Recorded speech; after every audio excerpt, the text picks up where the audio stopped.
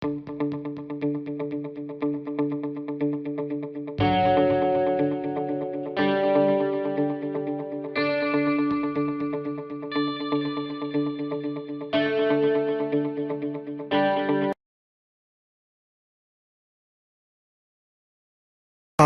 members will appreciate that no system of legal aid to the poor can be devised or function without proper financial resources to back it.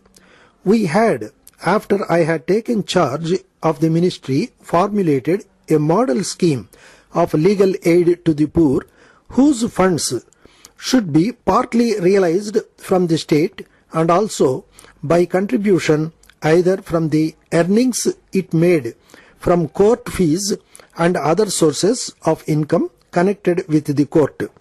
We decided at the Law Ministers' Conference on my own motion that a part of the fees which a lawyer would pay to the Bar Council and also to the bar must be set apart for legal aid to the poor.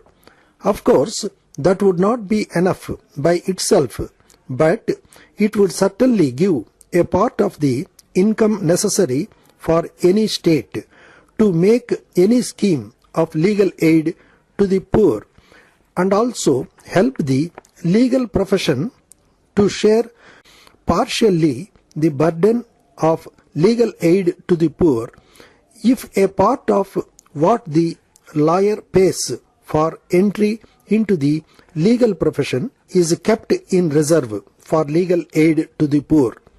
It is not possible to estimate the exact amount which would be necessary in every state to enable a proper scheme of legal aid to the poor being put into force. Yet the states have been demanding at least 50% contribution from the centre to enforce any such scheme which the Ministry of Law at the centre had formulated and circulated.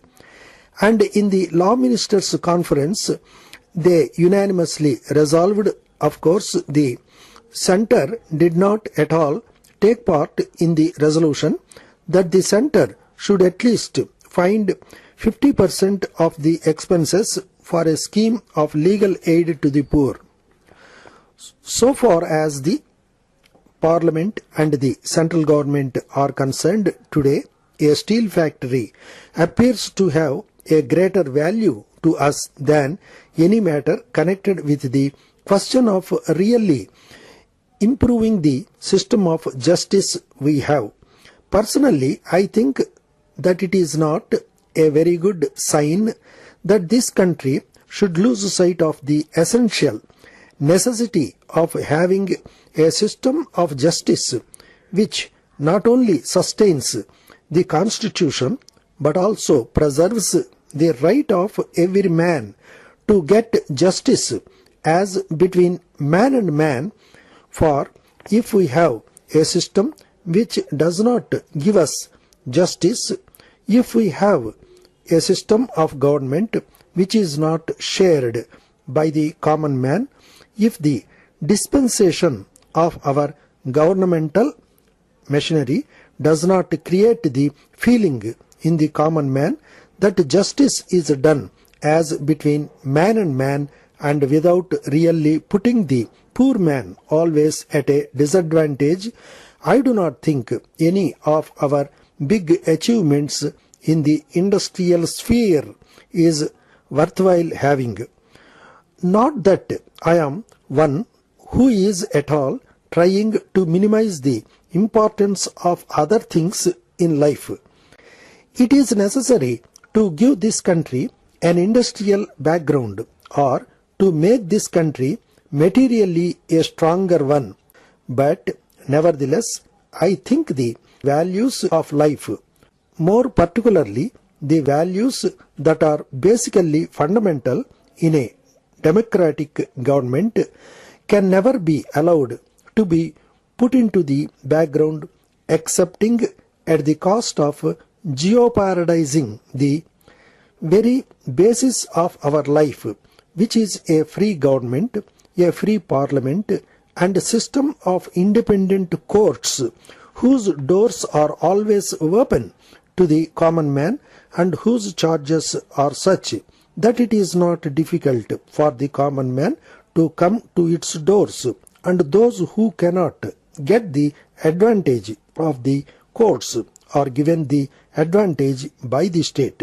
These are fundamentals for which we had labored and which will again sustain our free way of life, and no amount of material comfort or material convenience can give us that happy life, that full life, that wholesome life, until a proper democratic government with a system of justice which is shared by all and sundry, including the poorest and the richest, is made absolutely secure.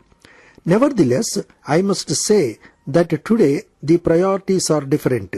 One of the reasons why initially the British government had made itself secure was not because it had a strong army, not because it came with a better military technique, not because we were divided amongst ourselves, but because their system of law was different. Every historian, Indian or European, admits that initially the task of the Britishers would not have been so easy but for the fact that wherever they went, a system of law was introduced which was different from the system of law which our rulers at the time were enforcing, which was nothing but the capricious fire of the ruler, which knew no equality as between man and man, and who never dispensed justice equally between man and man. That is the one system which is still retained, for which the Britishers are rightly proud. I am not saying of the ancient practice, but the practice which had been prevailed. My dear Jawahar, when I think of my accident at Allahabad, I find that nothing more could have been done for my comfort and treatment by my own people here had it happened in Kolkata. Indeed, the nearest and dearest of my relatives could not have felt more than you did for me there. I do not know how to express my feelings of gratitude to you. Believe me, my heart is extremely grateful for your love and kindness. There are numerous ordinary things which tend to create deep feelings of heart.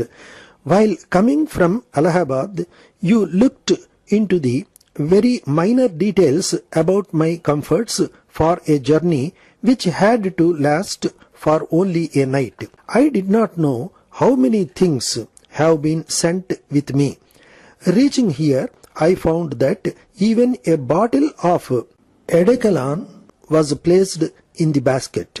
I do not know whether you have seen the letters of Subhash to Gandhiji.